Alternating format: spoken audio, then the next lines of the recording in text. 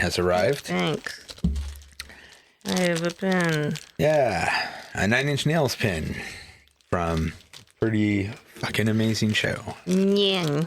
Oh yeah, you ended up watching the live streams, right? I watched the first one. Okay.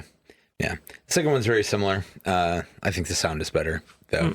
You can actually hear Mara Queen's vocals a lot more. I thought you could hear fine. They were like present, but they were still kind of buried. I thought the problem with the second weekend, though, is that like 2 of the cameras were really out of sync with the sound. So like whenever they would cut to the closer videos from certain angles, it would be like way off. And it was like 2 beats off. It was real bad. Yeah. But it's fine. Doesn't bother me. This is a live feed. What do you? Yeah. And I mean, like, this isn't like I paid for a live DVD or anything. I mean, personally, I found the album disappointing.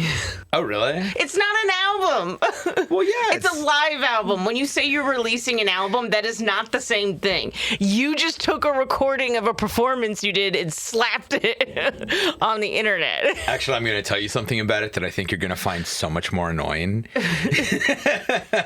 Is that parts of it are recorded live. A lot of it was recorded in the studio. They say that, but then why is there... They inserted the crowd noise. Well, that's annoying. Because it just sounds like a recording of the Coachella performance.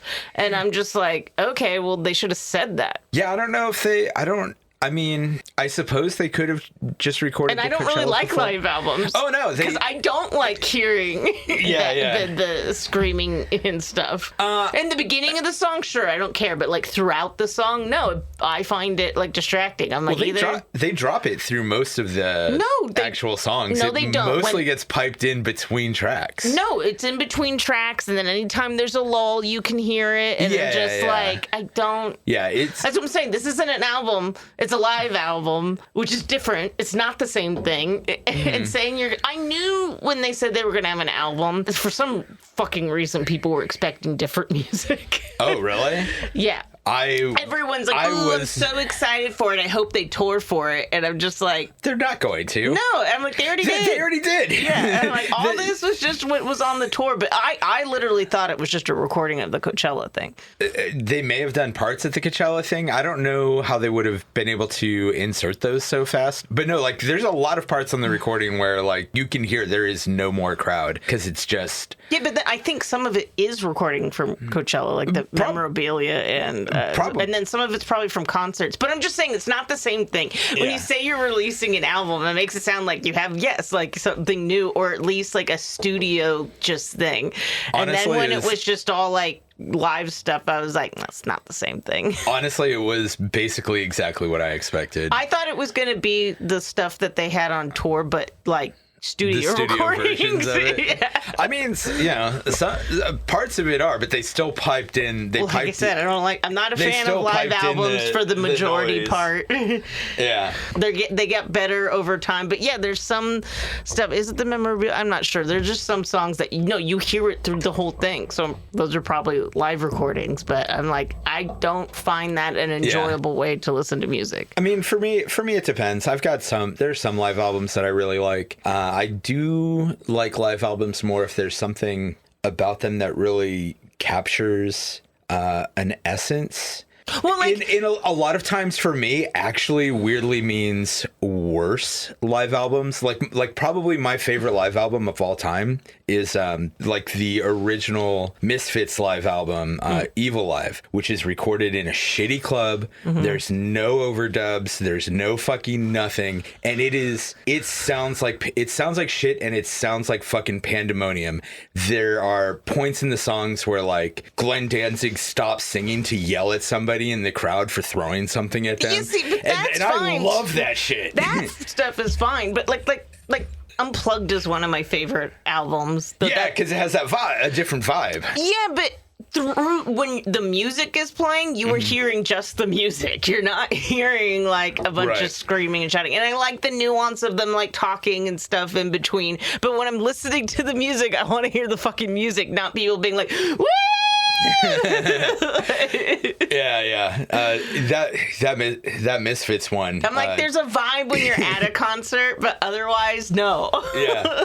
It is funny because that Misfits one is one of the few live albums where I will sing along to when nobody's around. Mm-hmm. And there's one part, it's in like the first song too, where something happens and Danzig just in the middle of the chorus goes, "One more time, you fucking asshole, you fucking die." And I always like yell that part with him because there's something about that vibe that it captures that I love. Yeah. But yeah, I hear what you're saying. I honestly expected it to be exactly like this. Like I said, I thought it was going to be the stuff on the tour, but like a studio version. Yeah. Parts of it are, but they're all spliced in with live parts too. It's weird. It's like, it doesn't sound like a cohesive album to me because of it. I'm like, you just slapped a bunch of shit together.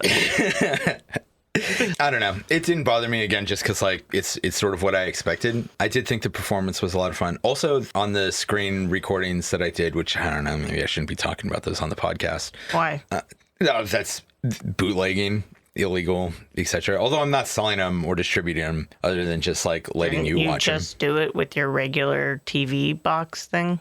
No, because it's YouTube. So I was watching it like live on the television, but then I had a screen recording going. But the other set that was really cool that I made sure to grab was David Byrne's set because you know who that Talking Heads. Yeah. So he had this really cool deal going on where he was surrounded on all sides by screens, including floor and ceiling. Like it was like a room. Mm-hmm. And nobody involved in the performance was tied down to a spot. There was no keyboard stands. There was no drum kit. Yeah. Instead, he had everybody with like kind of marching band setups. So the keyboards would come out and you'd see like it's all rigged up for wireless and shit, but it's like on a thing strapped to his chest so that he can play.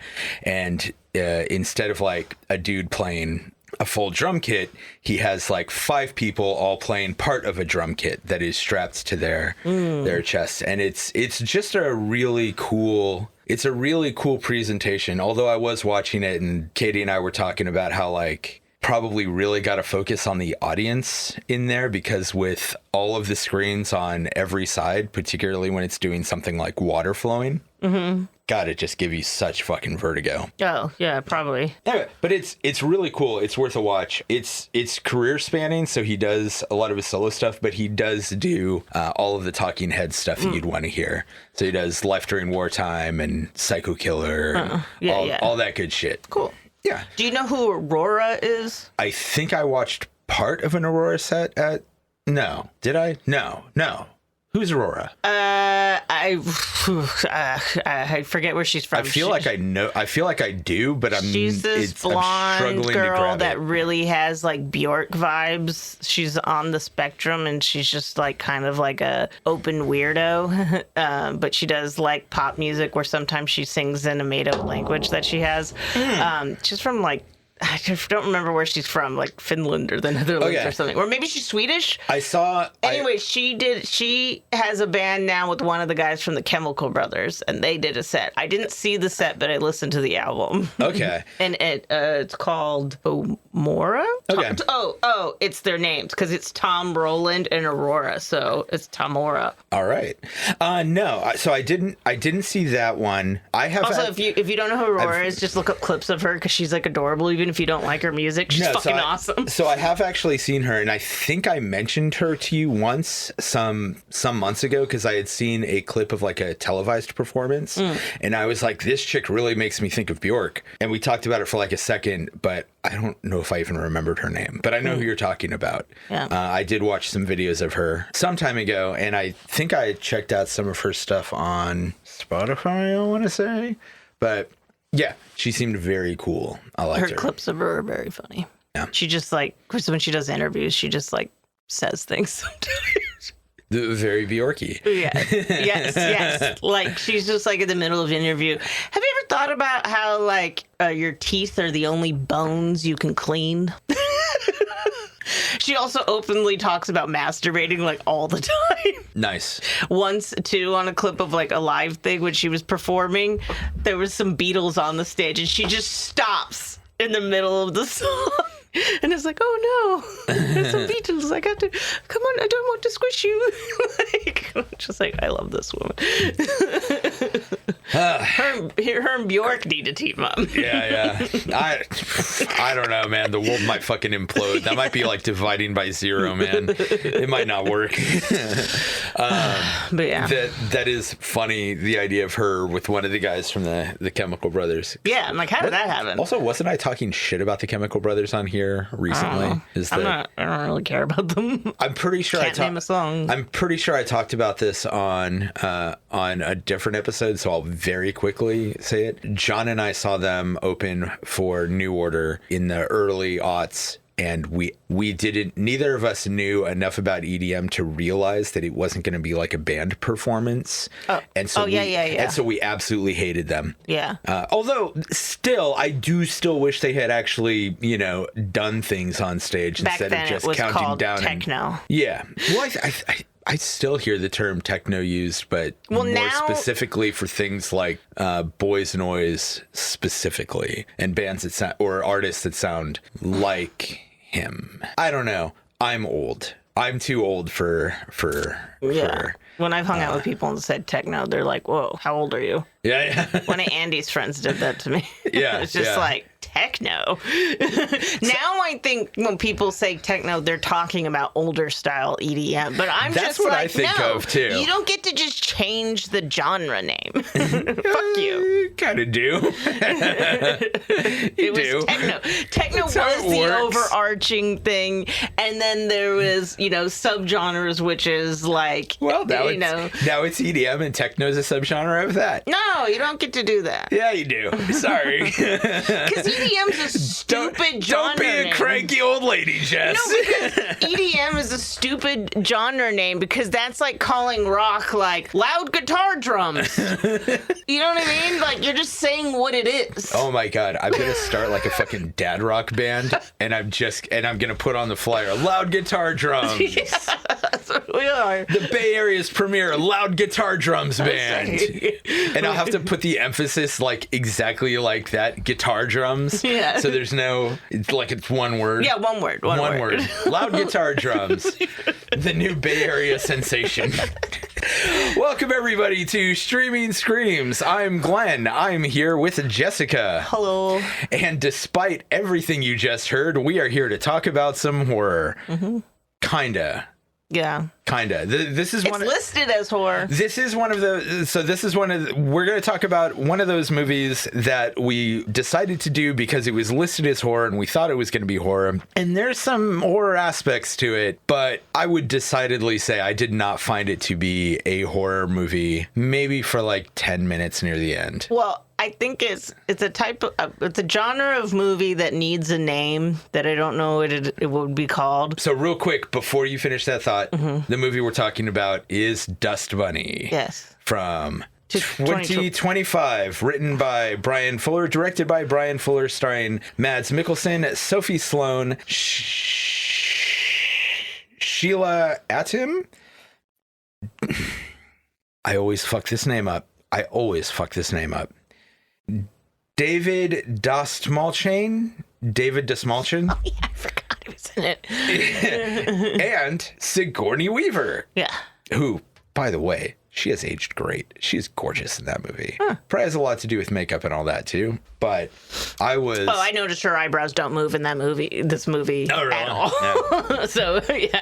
So anyway, you were saying it belongs to a genre that should probably have a name. Yeah, try to explain it. A movie that they're usually like surreal and like a surrealist fantasy. They're like surrealist, like storybook, but it's specifically where like fucked up stuff is happening, but it's the perspective of a child, and so hence why it's weird looking. So like Tidelands. I was very reminded. Pan's Labyrinth. I was very reminded of Mirror Mask and the Imaginarium of Dr. Parnassus. Yeah, but those they are somewhere else where in like. Again, Tidelands, Have you ever seen that? It's a Terry Gilliam movie. I think so. It's probably. very Alice in Wonderland. No, I think you would know.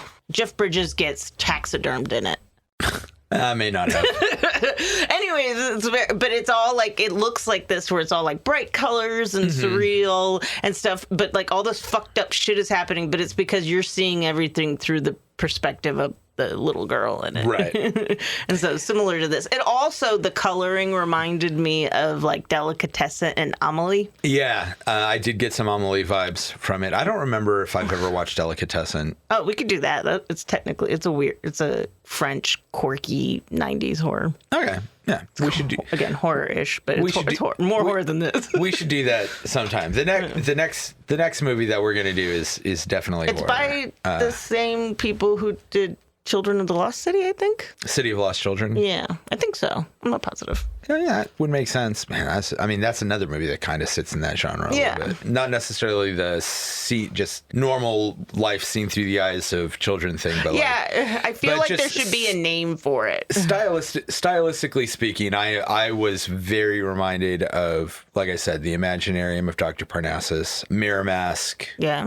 There's also a movie called Sophie in Wonderland. Pan's Labyrinth. Which is kind of sad. Yeah, a lot of these kind of movies. Well, Sophie in Wonderland, I don't know if you've ever seen it, but it's about a little girl with schizophrenia. Mm-hmm. And her family coming to terms with what her fucking issue is. Oh, but it's all her, through her eyes again. So you're seeing this fantastical, delusional world. Because she's also starring in Alice in Wonderland, the play, while all this is going on. So she's losing grip on reality. Yeah, get a little bit of Black Swan deal going on in there. Sure, but it's with a 7-year-old. Yeah. It's really good, but it's in this vein of everything looks storybook-like because it's supposed to be the perspective of the kid. Yeah.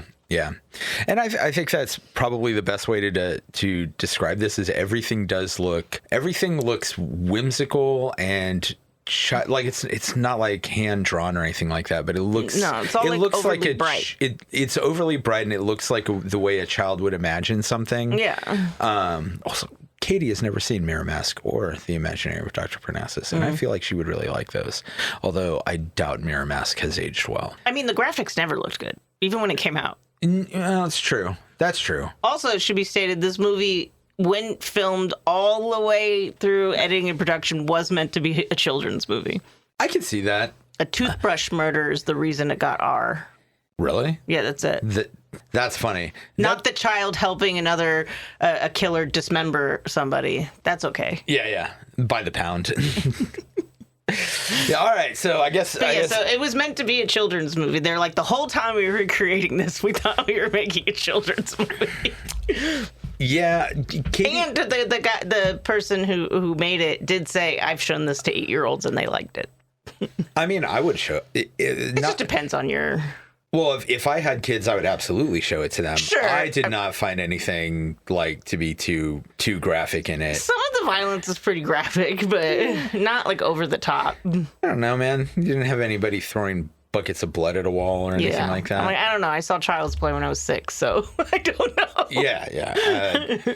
I think you and I were probably both exposed to horror movies a little earlier than a lot of parents would like. I mean, not that my parents let me do that. I managed it completely on my own. See, I was the youngest of 4, so my parents didn't give a shit anymore. They were just tired of dealing with it. Yeah. They were like, fuck it. I'm watching whatever my siblings are watching. Yeah. Which was Child's Play at 6. Great movie. Yeah. How did you like Dust Bunny? I like it. Yeah. It's not... Yeah, I guess I didn't really know what to expect, but it's whimsical. It's very whimsical. I didn't know what to expect either. I honestly don't think I had ever heard of it when you suggested it. Oh, yeah. So when in horror groups, people who were talking about it when it came out, because it was in the theaters, not for very long, but it was in the theaters. A lot of people compared it to Mirror Mask. Yeah, clearly. Which, yeah, I do need to show that to Katie. That and I don't remember the Imaginarium one nearly as well. It's kind of a mess. It's one of those things that looks pretty, but that's what you get. Yeah. We were also talking about how another thing that I was thinking of is before the more horror elements kicked in, this kind of made me think of like what it would be like if Wes Anderson directed a movie about a kid stalking a hitman because of all the whimsical set design. Yeah, some people the way a lot of the camera shots are done and the coloring of it. A lot of it does have this Wes Anderson-y vibe. Yeah, I heard people also compare it to Leon. The Professional. That's funny. Katie said that. No, Katie didn't say that. I was gonna say, yes, she did. I hardcore disagree because that movie has a creepy vibe to it. And Mads Mikkelsen's, we don't ever learn his name, do we? No, he is. Here, I will just go through. But I was gonna say, you can tell he has no impure intentions towards this child. No, I get the distinct impression that this kid ends up being the first thing he's ever loved in his life. Yeah. But like not in a creepy way, like very much in a that's what I'm saying, because Leon the Professional, nothing ever happens, but it is like, there's a lot of... Thanks for joining us here at the Streaming Screams podcast. Please follow us on Instagram, Facebook, Threads, and YouTube at Streaming Screams Pod. You can also find us on TikTok and Blue Sky at Screams Pod. Every follow, like, thumb, rating, review, subscription, and share all help us out a lot with all the algorithm shit. So if you like what we're doing, please rate us wherever you get your podcasts, like our posts, all that other good internet bullshit. And again, thank you for listening to the Streaming Screams podcast. So, real quick, we'll get into spoilers. So this movie stars Mads Mikkelsen as Resident 5B, a hitman, Sophie Sloan as Aurora, a girl whose family was killed by a monster under her bed, Sigourney Weaver as Laverne, and I don't know what they call these in real life, but I've been playing a ton of Cyberpunk 2077 lately, and so I just think of her as a fixer. Sure. Sheila Atom as Brenda. I didn't write any notes for her. I forget what she does. She's like a hit woman, right? She's the really gorgeous black woman who is coming after... that pretends to be the social worker. Yeah, who pretends to be the social worker. The FBI! That's what she was. Yeah. She was FBI. Gorgeous woman. Not my type. Very angular. Yes. I like that, though. I'm not saying it's necessarily a bad thing. Just no. Very angular. No, totally. I found myself being like, holy shit, she is very pretty. Yeah. But also, like I said, I also found Sigourney Weaver to be gorgeous in this movie. Mm-hmm. So I don't know. Maybe I was just in like a mood to appreciate pretty women or something, which is going to sound like I was watching this horny. I was not. I was just really in like an aesthetic headspace. Yeah. I was watching an interview with the Mads and the director on this, but it was funny because one of the comments was, "Floor is lava, the movie." Yeah, totally. So rounding out the cast, we have Lynn Cruz as Mother, Rebecca Henderson as Intimidating Woman, and this is my favorite. Fuck, I hate this guy's name. Just because I can't pronounce it, not because of anything regarding the name itself. David Dastmalchian. David Dastmalchian. Jess just gave me the most congratulatory look. My streak of butchering names continues. David Dastmalchian as conspicuously inconspicuous man. Have you seen his talk show? No. Does he have an actual talk show? Yeah, he has a talk show. Aside from Late Night with the Devil? No, he has a talk show on YouTube. Really? Yeah, where he interviews people while they lay in coffins. What a weirdo. I like it though. Yeah, they have two coffins next to each other, and he's in one, and the person he's interviewing in the next one. How quirky. Yeah. I bet he's an interesting guy. I mean, yeah, he is. He's a huge comic book nerd. I don't know anything about him. Yeah. Oh, of course he's a goth. Yeah. He looks like a goth. Yeah. And he's sober. He's a cool dude. He seems, yeah. Yeah, I don't actually know anything about him. I really liked him in Late Night with the Devil, which is a movie we should probably discuss on here at some point. Yeah.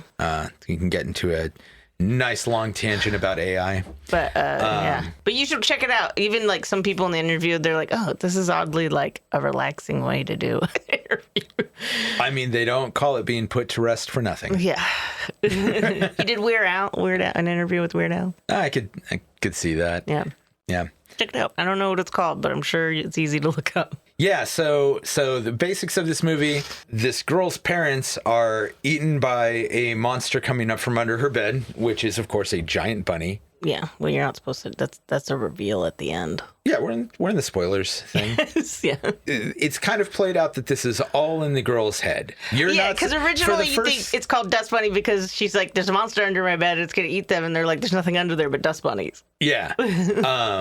And the idea is she sneaks out and stalks like this hitman while he kills a bunch of people who are dressed up as a Chinese dragon. Yeah. Whatever city they're in, they are in the Chinatown district. Yeah. And so she thinks that he slays monsters. So the monster eats her parents, and she wants to hire this guy to kill the monster. And for the first 2/3 of the movie, he's like entertaining her and trying to take it seriously, but both he and the audience think that this is all in her head. Well, he believes that something happened. He knows something happened. Yeah. He just doesn't know what, and he actually thinks that maybe somebody was coming after him and accidentally got the wrong apartment. Yeah. Killed the parents. Throughout the movie, a bunch of other wacky characters come in. You know, some people are enemies of his. He's got his fixer in Sigourney Weaver, and the FBI is like checking up on him, pretending that they are... The FBI is checking up on her. Right. The FBI is checking up on her. He just happens to be pretending to be her dad at that moment. His foster dad. Because the whole thing is that the parents we saw eaten in the very beginning, and then there's parents you see later, which you think it's like a time thing. Like, oh, you know, they flashed forward or whatever. Yeah. But no, it's that her parents have been eaten, and now 2 sets of foster parents have been eaten. Right. Like, she's been going through foster care, and they've been disappearing. So the FBI is checking up on that. Yeah, and so... But he thinks that they're, like, it's because of him, but it's not. Right. And so this brings in an interesting theme in the movie that I wanted to discuss, with you, which is... There's a pretty heavy implication that her original parents were abusive. Yeah. And that she wished on a shooting star for a monster to eat them, which it did. But then it kept eating her her foster parents too. Yeah. And there is a point where he, you know, after it's been revealed that there really is a monster, he does say to her, "You can't get rid of it. It's your monster. Yeah. You have to live with it." How did you take this in terms of like what the meaning and metaphor behind her having to do that and him saying that to her? It's probably just as simple. It's just like you have to deal with your past. So, like, ultimately, I don't think he's talking about like people dying, but like, yeah, you've been abused, but you got to move on. You got to keep on trucking. It will be with you forever, but got to keep on going. Turn that monster into something positive. Yeah. Well, now you got a giant pet bunny. I mean, it is a giant pet bunny, and it is going with them everywhere. Yeah. It is funny and probably with pretty tragic undertones that she's terrified of it the whole time, but it actually won't hurt her. Yeah. Also, I was surprised to find out that they had a 12-foot puppet of this rabbit. Oh, really? I thought it was all CGI. No, I saw it. A lot of it is CGI, but yeah, they had a giant. Yeah, I saw that in the credits when we were watching. I was like, these like bunny puppeteers, and I was like, no way. Yeah. They had an actual giant ass 12-foot bunny. Animatronic, or not animatronic, giant 12-foot puppet. Mm-hmm. The actress, the little girl in this is really good too. She is. She's really good at doing like deadpan, which I feel like would be hard for a child. Yeah, and this is one of those movies where it is consistently funny. Yeah. But everybody is treating it dead serious the whole time. Yeah. I also like the bit of like him not being able to say her name. Yes. Aurora. Aurora. And he mispronounces it differently like every single time. But it's so close. It's just like, leave him alone. Sorry, the guy has a Dutch accent. Maybe what do you want? Spell it out for him. I don't know. Well, he's got a Dutch accent. Yeah. It's hard to pronounce. No, there were a couple times. I struggle with so many. Look, I'm going to tell you, I identify with this. I struggle with so many names on this show. Everything that isn't English and half the things that are, I can't fucking get through. Yeah, but there's a couple times too. I'm like, that wasn't didn't he not say it? Yeah. I'm like, did he not? It sounded correct to me. I think there were some times where it was like Aurora, not Aurora, and stuff like that. But even like at the end when he's like, well, you don't have anyone, maybe we should like hang out together. She's like, you can't even say my name, and I don't even know yours. Yeah. But yeah, she's great. Like, I just feel like that would be hard for a kid to like understand like deadpan humor. Right. And there's a lot of really dark but funny situations here. Yeah. Where he's like trying to get her not to look while he dismembers a corpse. Yeah, she's like, can I help? Can I help? And he's like, you can help for the second part, but don't watch for the first part. Yeah. Yeah, it's a lot of fun. Yeah. I liked it. It does get more horror at the end. Well, it turns into like a monster movie. Yes. Apparently, like he was. So when like making this movie, I guess he got like Steven Spielberg's like some notes from him and stuff. That makes sense. Yeah, because he wanted this to be like some big summer blockbuster. Well, that seems weird. Quirky horror movie for kids seems about right. But you can see the inspiration from like Jaws and stuff. Like we don't see it for the most part, right? And then at the end, and it is like it's a bunny like swimming under the floorboards. Yeah, and they do very much utilize the floor the same way they use the water in Jaws. I was also thinking a lot of Tremors. Oh, sure. While watching this, because there's while the bunny's moving, you can see it is a creature moving. Feature, which would fit into the horror category. Yes, I agree. You hear that, Katie? I agree. Creature features are horror. Anyone who says they're not is an idiot. No, I know. Here's the thing, and this is probably going to get cut. At some point, many years ago, I said that I disagree with the idea of Jurassic Park being horror, and somehow Katie has replayed this conversation. Well, you said that again just on the quiz video that we did. I still don't think Jurassic Park is horror, but that's not the point. The point is that this is one of those things that Katie has brought up and replayed in her head so many times that somehow she has morphed it into, I don't think that any creature features are horror movies, and I think most creature features are horror movies. Suddenly, like a large population of people don't think Jaws is a horror movie. Well, a large portion of people are wrong. And I'm like, that like terrified a whole people today still think sharks are man-eaters because of that fucking movie. Yeah, the population of sharks was devastated by that movie. Yes. People are still terrified of them, and like, people who haven't seen that movie are still scared to go in the ocean because of that movie. Yeah. That movie was one, in terms of purely scaring the most amount of giving the most amount of people like real fear. That movie has probably been the most successful in history. Yeah. It legitimately changed how we look at a whole family of animals. Yeah. It's crazy. But yeah, no, like also, obviously, Jaws is a horror movie. Things that are more fantastical, like, kaiju movies, Godzilla, Cloverfield, those are fucking horror movies. Yeah. Like, I do not for a second believe that creature features are not horror. I just don't think of Jurassic Park as horror. There's so many things about it that make it horror. Yeah, well... But I argue that movie's everything. It's every genre. I think it's one of the... I can see that. It's like kind of like a perfect movie. Like I said, it's not my favorite movie, but I do think it's kind of a perfect movie. Yeah. Oh, totally. And it has like elements of everything. But there's so... The way that the fucking T-Rex is introduced is horror. Mm-hmm. Like there's jump scares.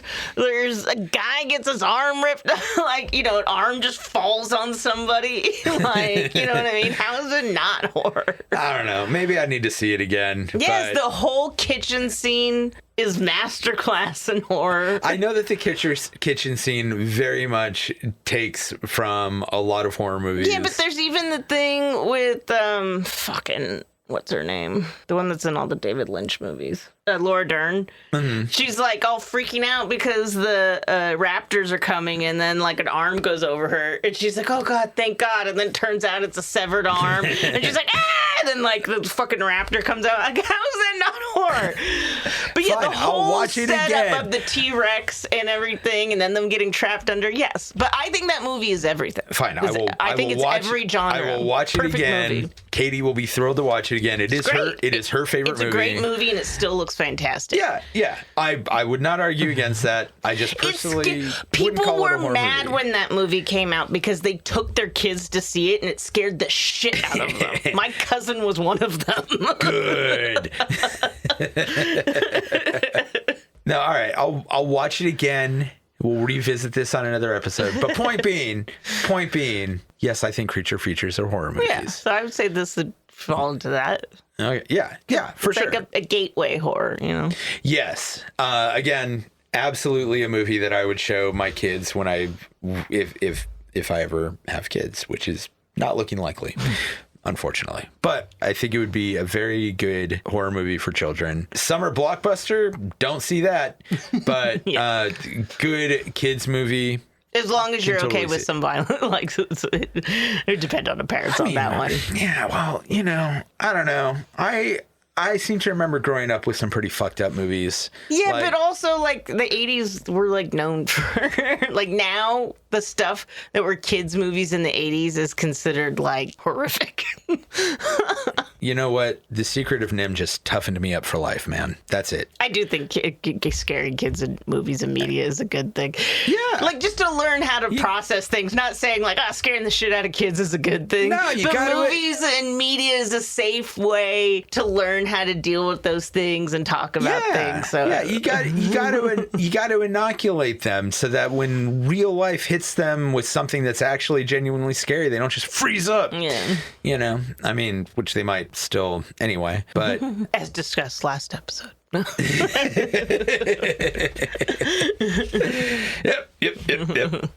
But yeah. Who would you recommend this for? I feel like we've said it several times. I mean, I guess it's a gateway. But I'm going to keep somebody who's not anybody who's not really into horror. But if also if you like the movies like Tidelands or Pan's Labyrinth. Yeah. It's a whimsical movie about an assassin and a child. Yeah. Very, very whimsical. As Katie also mentioned while we were watching it yesterday, that she thought it was like a more fantastical version of Leon the Professional. I think she said Leon the Professional. Yeah, probably. I haven't seen it in a really long time, but I know that there's sexual undertones in that movie. Well, there's no sexual undertones in this. No. Mads Mikkelsen goes from a reluctant hitman to very much a paternal figure. And I think he surprised himself. Oh yeah, that for he sure. Instantly is like, I'm not killing a kid, and I'm not just leaving her alone in this apartment. Yeah. Hitman with a heart of gold. Yeah. But boy, does he butcher a bunch of people at the beginning. Yeah. I would recommend this for anyone whose kids are getting interested in horror, or just anybody. If you like horror but you also like whimsy, this movie will probably scratch that itch. Like I said, it really reminded me of like Mirror Mask, Pan's Labyrinth, The Imaginarium of Dr. Parnassus, that one really creepy fucking Mark Twain movie. What? Fucking that weird claymation Mark Twain movie that people have shared clips of it online recently and been like, how did we show this to kids? Yeah. And they're like, yeah, I remember that movie. Fucked up. Super creepy and weird. But yeah, like if you like those like really stylized, fantastical, whimsical, surrealist fantasy type deals. Yeah. This is a really good one. All right. So you can watch this on HBO Max or whatever the fuck they're calling themselves nowadays. It's HBO Max right now. And then it says Hulu with an add-on. But I don't think... Do they have an add-on for HBO? They don't have an add-on for HBO. I believe there is like a premium Hulu or something that I think unlocks more content. Okay, so I don't know enough about all these things, but it's on HBO just by itself. And then it says Hulu, Sling, Amazon, and YouTube TV. If you have... It says requires add-on. So I don't know what add-ons that is. So for YouTube TV, it would be the HBO add-on. Oh, okay. Yeah. But I didn't think Hulu and Sling. Amazon is probably an add-on of I know nothing about Sling. I just don't think Hulu has an add-on for HBO. Anyways, you can also rent it at on Google, YouTube, Apple TV, and Fandango. I believe the Hulu add-on is the commercial-free version, includes more movies and shows, as well as no commercials. I could be wrong about that, though. We don't pay for our Hulu.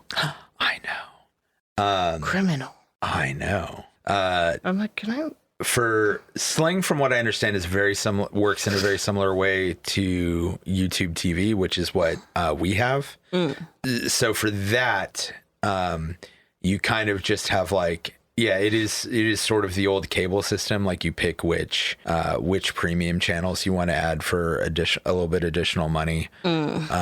So yeah, like including the HBO package would get you this movie. Yeah. Okay. Yeah. I know. Presumably. Could be wrong. Like I said, we watched it on Hulu. I think anything else you wanted to add before we call it for this? No. All right, then. Check it out. It's fun. Probably the least horror thing we've talked about on here, but still definitely has elements, particularly near the end where it does turn into a creature feature. Yeah. Yeah. Kids horror. Yeah. Gateway horror. Cool. Well, Jessica, would you kindly play us out? Here comes Peter Cottontail, hopping down the hallway trail. Hippity hoppity, he's gonna eat your parents.